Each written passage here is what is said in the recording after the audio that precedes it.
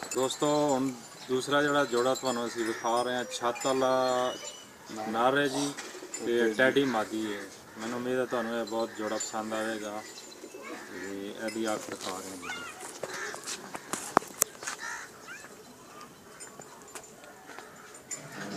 ਛੱਤ ਵਾਲਾ ਕਬੂਤਰ ਹੈ ਜੀ।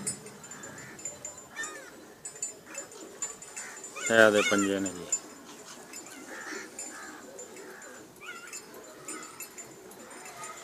ਇਹਦਾ ਕੁੰਡਾ ਹੈ ਜੀ। ਛੱਤ ਵਾਲਾ ਹੁਣ ਇਹਦੀ मादी दिखा रहे हैं जी। टैडी मादी है जी। चलो बहुत अच्छी मादी है जी।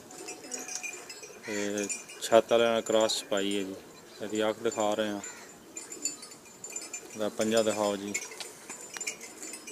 पंजे ने कुंडा दिखाओ। कुंडा है जी।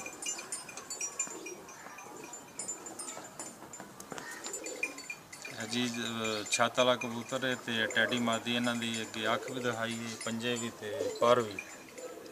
छत वाला कबूतर तो टैडी मादी है भी बहुत अच्छा जोड़ा है और शाम तक इन्हों की परवाज है जी माशाल्लाह। बहुत उड्डे ने पहले टेस्ट हुण जोड़ा है बच्चों के पे और बहुत उड्डे ने अपने दौर बहुत ज़्यादा निरार है।